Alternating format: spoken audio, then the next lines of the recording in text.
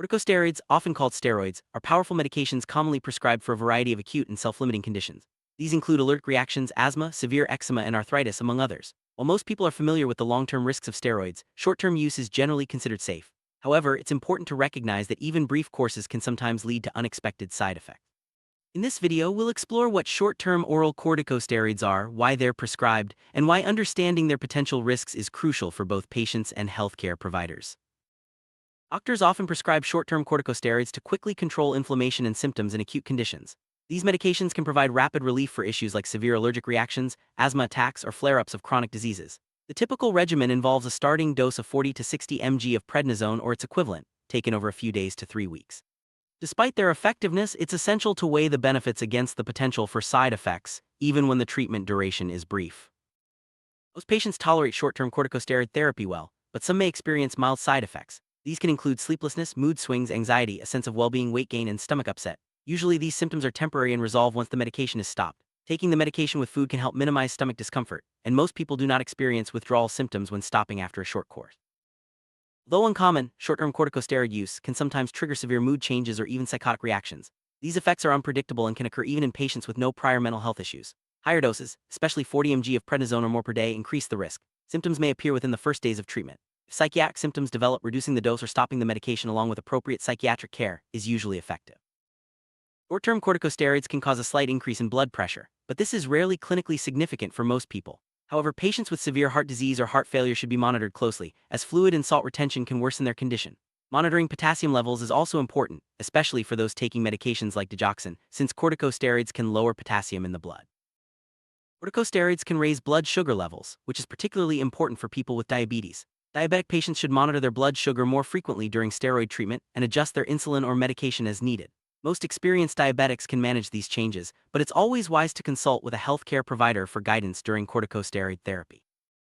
Minor stomach upset is common with oral corticosteroids, but taking the medication with food can help. There's little evidence that short-term use significantly increases the risk of peptic ulcers, except in patients also taking nonsteroidal anti-inflammatory drugs (NSAIDs). For those with a history of ulcers, especially if untreated for Helicobacter pylori, doctors may recommend a protective medication like a proton pump inhibitor during steroid therapy. There have been occasional reports of seizures in people with epilepsy who take short-term corticosteroids, although hard data is limited. Patients with epilepsy should be informed of this possibility, ensure their antiepileptic medications are well managed, and avoid or limit alcohol intake during steroid treatment. Careful monitoring can help prevent complications. Short-term corticosteroids can mask the symptoms of infection, making it harder to recognize when someone is getting sick. While most studies show no significant increase in infection risk with short courses, patients with weakened immune systems such as those with HIV should be monitored closely. In rare cases, serious infections like disseminated varicella chickenpox have occurred even in otherwise healthy individuals. Prompt treatment with antiviral medications is recommended if infection develops after steroid use. Long-term steroid use is known to cause bone problems, but even short-term use has been linked to rare cases of avascular necrosis, AVN, a serious condition where bone tissue dies due to lack of blood supply. Although AVN is uncommon with short courses, it has been reported at cumulative doses as low as 290 mg. Patients should continue standard bone health measures, such as calcium and vitamin D supplementation if relevant. Corticosteroids are sometimes necessary during pregnancy, but their use in the first trimester has been linked to a small statistical risk of orofacial clefts. However, most studies do not show significant teratogenic effects. Prednisone is considered safer than other steroids because the placenta inactivates much of it before reaching the fetus. Small amounts of prednisone can pass into breast milk, but it is generally considered safe for breastfeeding infants. Short-term corticosteroids have relatively few drug interactions. They can reduce the effectiveness of blood thinners like Coumadin, so clotting time should be monitored. Certain medications such as phenytoin, phenobarbital, and rifampicin can increase the clearance of steroids, but this is rarely a problem with short courses. Always inform your doctor about all medications you are taking before starting steroids.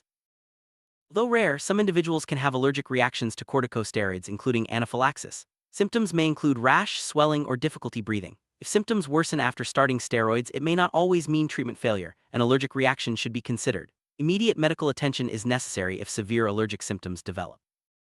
Before starting short-term corticosteroid therapy, patients should be informed about all material risks and available treatment options. Proper documentation in the medical record is essential, including the reason for steroid use, dosage, and discussion of alternatives. Patients should also be warned about the risks of receiving additional steroids from other sources, as repeated courses can have cumulative effects. Summary: short-term oral corticosteroids are generally safe and effective for treating acute conditions, but rare and sometimes serious side effects can occur. Patients should be informed, monitored, and encouraged to report any unusual symptoms. The lowest effective dose for the shortest possible duration is always recommended. With proper precautions, most people can benefit from these medications without significant risk.